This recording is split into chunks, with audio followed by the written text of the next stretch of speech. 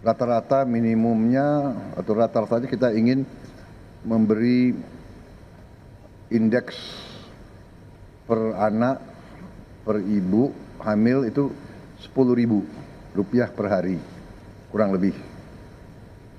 Kita ingin 15.000, tapi kondisi anggaran mungkin 10.000 kita hitung untuk daerah-daerah itu cukup bermutu dan bergizi. Presiden Prabowo mengumumkan biaya makan bergizi gratis sebesar Rp10.000 per hari dari sebelumnya dialokasikan Rp15.000 per porsi. Keputusan diambil dengan mempertimbangkan keterbatasan APBN 2025. Sebelumnya, program makan bergizi gratis yang jadi andalan Prabowo Gibran dipastikan tetap Rp15.000 per porsi. Hampir sama seperti kemarin yang ada di Sentul. Sama ya? Sama, 14.900. Nanti ini kan berjalan sampai Oktober, tiap hari menunya beda. Nah, ini kita pastikan sekali lagi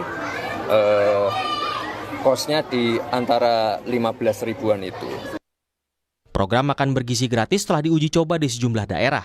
Saat uji coba di Solo dengan harga Rp14.900 per porsi, menu yang didapat ada nasi putih, sayur cah sawi, ayam goreng, pisang, dan susu. Wapres Gibran juga sempat meninjau uji coba makan bergizi gratis di Sekolah Dasar Negeri 1 Palangkaraya, Kalimantan Tengah, 5 November lalu. Menu yang dibagikan saat itu berisi nasi, sayur oseng, ayam goreng, pisang, telur, serta susu kotak. Lalu, apa menu makanan yang bisa didapat dengan harga Rp10.000 per porsi? Kira-kira kalau harga makanan Rp10.000 ini kira-kira udah dapat makanan apa aja ya? Langsung aja kita coba. Ini ya Bu ya, udah dapat. Nah, saudara, ini udah dapat 2 versi nih. Ini aku tunjukin ya. Jadi kalau misalkan makan di warung, ini bisa dapat sayur, sambal, sama tahu, begitu. Nah, tapi kalau misalkan versi satunya lagi, seperti ini juga bisa kalau pakai kentang, cuman nggak dikasih sayur sama ibunya. Jadi ini sudah pas 10.000 dengan tahunya. Jika di Jakarta Rp10.000 hanya mendapat nasi putih, sayur, dan tempe atau tahu, bagaimana di daerah Indonesia bagian tengah dan timur? Sekarang saya sedang berada di Kota Makassar. Dengan uang Rp10.000 ini kira-kira saya bisa dapat apa aja untuk makan siang? Ikuti saya, kita tanya-tanya langsung. Ya saudara, ini merupakan menu makan siang saya. Kalau di Kota Makassar Rp10.000 kita sudah dapat paket komplit. Ini ada nasi, tentu saja sebagai sumber karbohidrat. Terus kemudian juga ada sayur-sayuran untuk sumber segala macam vitamin. Dan juga ada tempe dan telur untuk protein. Rp10.000 di Kota Makassar sudah komplit. Bagaimana dengan di Sorong, Papua Barat? Nah saudara, saat ini saya sudah berada di salah satu warteg di Sorong, Papua Barat Daya. Kita akan melihat seporsi makanan dengan uang Rp10.000. Apakah seporsi makanan ini sudah memenuhi gizi anak atau tidak? Nah saudara, ini seporsi makanan dengan harga Rp10.000 di warteg, salah satu warteg di Sorong, Papua Barat Daya. Menurut peneliti senior Indef, meski anggaran diturunkan menjadi Rp10.000 per porsi, tak akan cukup memenuhi target makan bergizi gratis. Dan ini saya khawatir kalau dengan anggaran Rp10.000 itu tidak akan cukup untuk menyediakan program sebesar ini. Apalagi kita tahu ada sekitar 30.000 titik layanan dengan ada katakanlah 1 titik 3 ahli gizi, 46 juru masak, dan 1 manajer, maka tentu saja itu membutuhkan anggaran yang jauh lebih besar ya. Dan kalau kita lihat tadi, komposisinya, gizinya itu terdiri dari kombinasi bisa ayam, garis miring telur, nasi, sayur, dan susu. Nah ini kalau kita bedah lagi, mungkin semurah-murahnya tadi yang tadi juga dicontohkan, itu rasanya untuk gizi yang berbasis hewani, rasanya Rp10.000 masih kurang ya. Baik. Anggaran makan bergizi gratis telah dimasukkan dalam APBN tahun 2025. Besarannya adalah Rp71 triliun. Menurut Badan Gizi Nasional, seluruh program ini akan membutuhkan sekitar Rp400 triliun. Di tahun pertamanya, program yang menyedot anggaran Rp71 triliun memiliki target memberikan makanan bergizi kepada 82,9 juta anak Indonesia. Presiden Prabowo Subianto menegaskan ke Kabinet Merah Putih untuk mendukung kelangsungan program makan bergizi gratis. Saat rapat Kabinet Perdana 23 Oktober lalu, Presiden bahkan meminta menteri yang tak setuju dengan program tersebut keluar dari pemerintahannya. Tim Liputan, Kompas TV.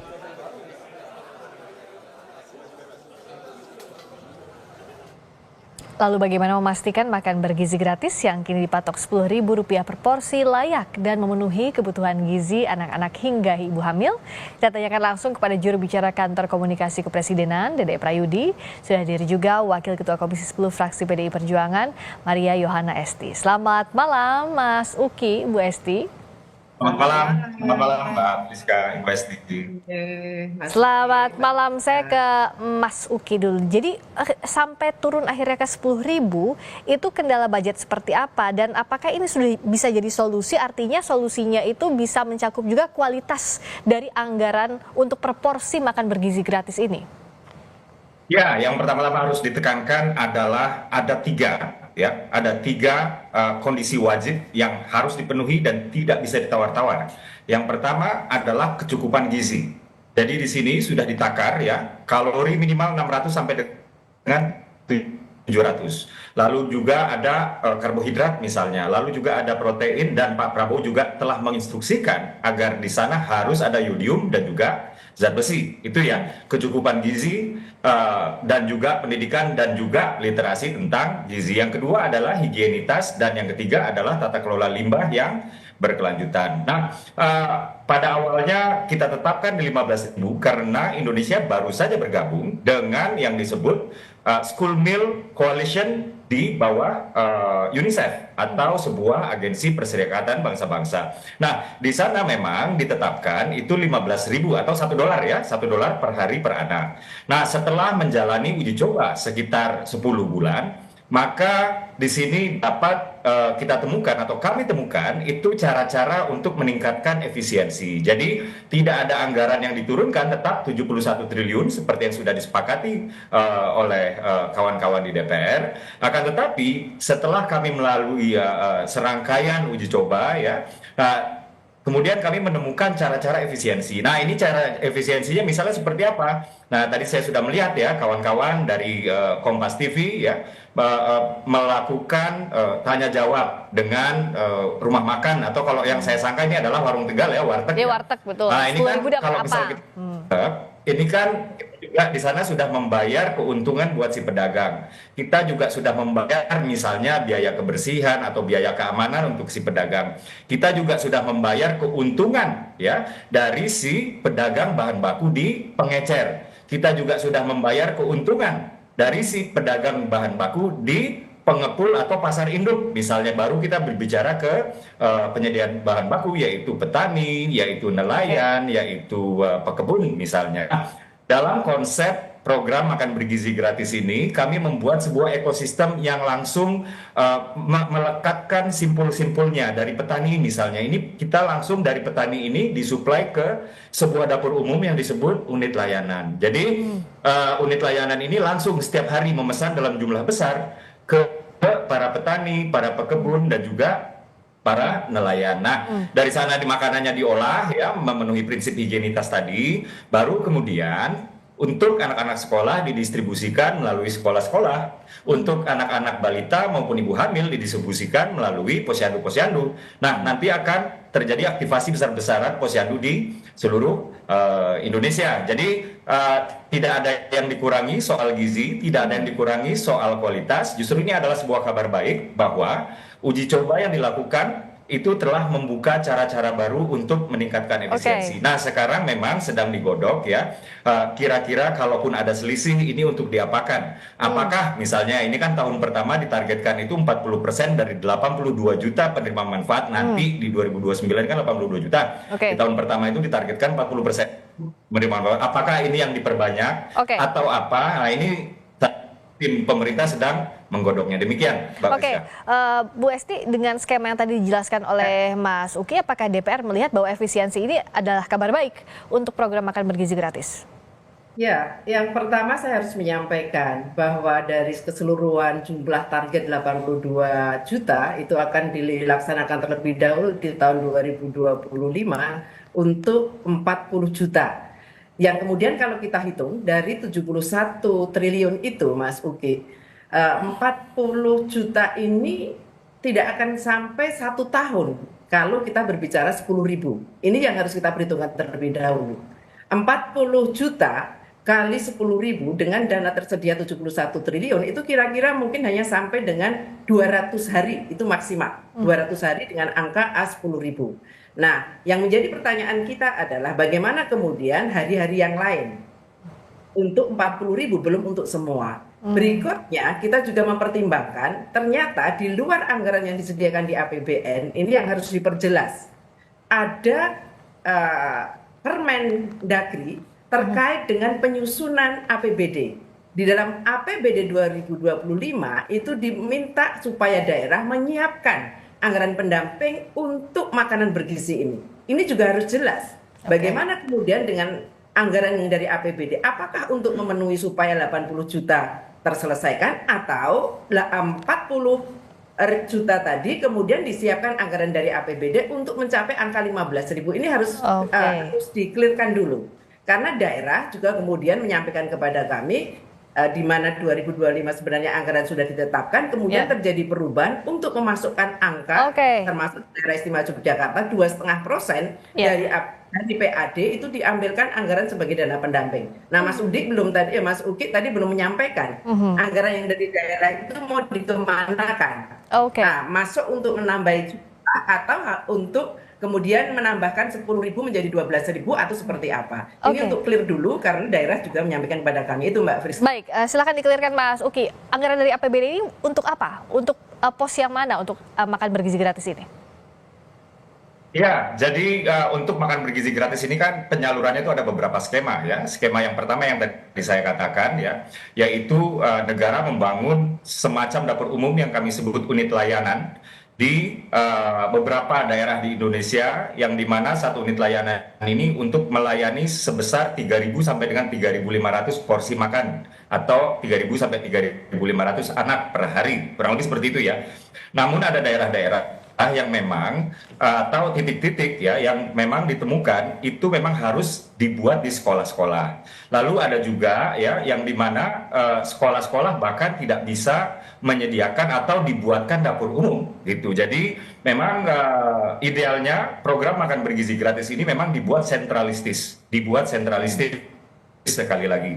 Namun kemudian beberapa daerah termasuk Kaltara ya, termasuk juga Yogyakarta dan kemarin juga ada beberapa daerah di Jawa Barat menawarkan bantuan dan pada akhirnya kami sepakat untuk membuka opsi skema kedua di mana pemerintah daerah itu terlibat untuk penyaluran program makan bergizi gratis ini, misalnya dengan menyediakan tempat untuk membuka unit layanan gitu kurang lebih. Jadi apabila memang pemerintah daerah berkontribusi ya untuk program makan bergizi gratis yang mana itu dianggarkan oleh pemerintah daerah, ini kaitannya bukan untuk pembiayaan makanannya itu sendiri, tapi lebih kepada infrastruktur pendukung ya, seperti unit layanannya sendiri, bangunannya dan lain-lain. Kurang lebih demikian, Mbak Friska dan Mbak Ibu. Oke, untuk unit layanan dan juga untuk infrastruktur di daerah, kalau Bu Esti lihat skema ini bisakah efektif untuk tadi mempermudah rantai distribusi dan juga produksi makan bergizi gratis di tingkat daerah? Ya, jadi bagi daerah-daerah yang secara fiskal sudah memenuhi atau bisa menyediakan anggaran itu, saya kira memang itu akan memudahkan di dalam proses penyediaan untuk makan bergizi bermutu yang 10.000 tadi. Meskipun saya harus menyampaikan ini program baik, yang kita mengetahui soal stunting, soal wasting itu juga terkendala karena persoalan gizi. Dan ini adalah inisiatif pemerintah yang perlu kita dukung. Persoalannya adalah seperti yang disampaikan oleh Mas Uki tadi, apa yang kemudian bisa kita lakukan supaya di dalam memberikan pelayanan terkait dengan makan siang gratis ini atau makan gratis ini akan bisa dilakukan dengan baik. Keterlibatan pemerintah daerah sejauh mana, seperti apa, itu harus jelas. Jadi nanti kalau Januari ini mulai, ini sudah bisa dilakukan secara di berbagai wilayah. Kalau saya sih mengusulkan ada beberapa wilayah yang memang sangat butuh. Di situ kita akan mengetahui peta bagaimana soal stunting yang tinggi di mana, kemudian soal angka kemiskinan yang tinggi di mana.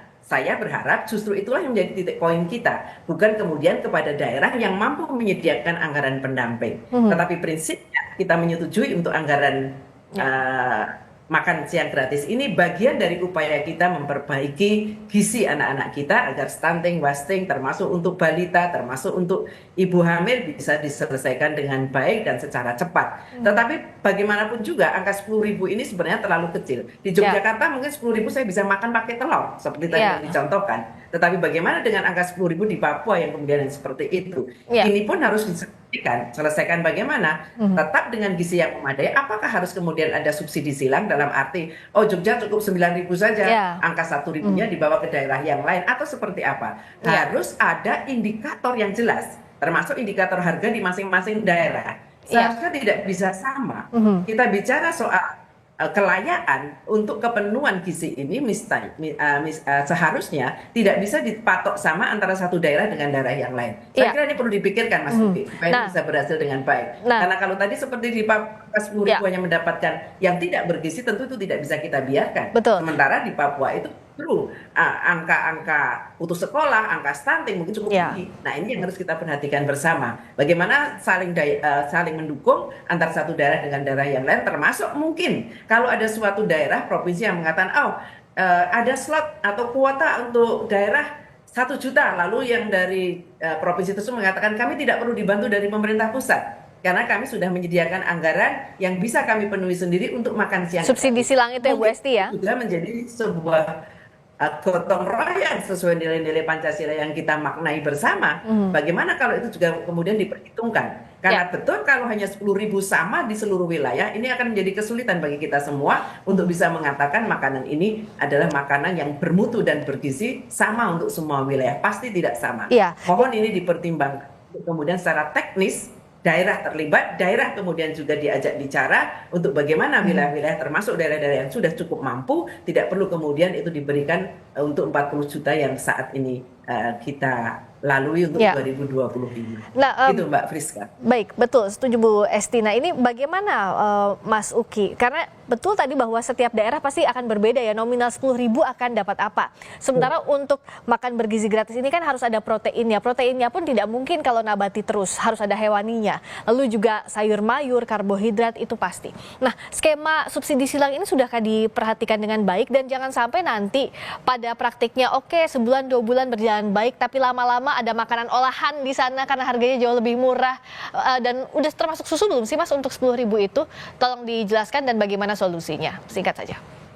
Oh ya, tadi saya juga Alfa untuk mengatakan bahwa angka 10.000 yang dimaksud oleh Pak Prabowo, Presiden kita, itu adalah angka rata-rata. Tentu saja kita atau kami pemerintah sudah memperhatikan aspek yang kami sebut disparitas regional atau perbedaan harga di antara daerah.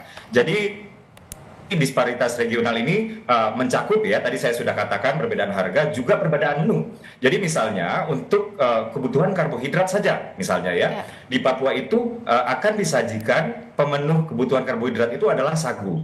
Nah, ini akan memperkecil lagi ya, menekan lagi yang namanya anggaran-anggaran apabila kita bandingkan dengan kita memaksakan diri untuk menyajikan karbohidrat dalam bentuk nasi yang bisa saja itu dikirim entah dari Sulawesi, entah dari Jawa dan lain-lain. Jadi betul sekali Ibu Esti bahwa dalam implementasinya nanti ya pemerintah dalam hal ini sangat memperhatikan disparitas regional, perbedaan karakteristik antara masing-masing daerah, termasuk perbedaan harga makanan ya, termasuk juga di sini perbedaan bentuk makanannya itu sendiri. Jadi simpul-simpul di dalam ekosistem ini bersifat kedaerahan, artinya di sini simpulnya nggak bersifat nasional. Misalnya berasal nanti dari Aceh harus dikirim ke Kalimantan dan lain-lain, nggak begitu. Inilah yang tadi saya katakan, kita sudah melakukan uji coba. Petani-petani, pekebun dan nelayan yang kami maksud ini adalah petani, pekebun dan nelayan di tempat di mana hasil makanan mereka itu nanti akan disalurkan, dikelola dan disalurkan. Dan ini juga soal tentang subsidi terkait dengan pembiayaan dengan daerah ini masih sedang dibahas antara pemerintah pusat dengan pemerintah daerah yang dalam hal ini oleh Kemendagri ya. Sehingga belum banyak yang bisa saya katakan, tapi semangat gotong royong ini di dalam proses pembahasannya sudah mulai nampak ya. Jadi mungkin kita tunggu saja nanti by akhir Desember, tapi yang jelas disparitas regional termasuk juga asas gotong royong ini bahkan sudah mulai muncul dari inisiatif masing-masing daerah itu sendiri. Demikian, Pak Fris. Ya, saya silakan, sepakat, Bu Esti. Mas.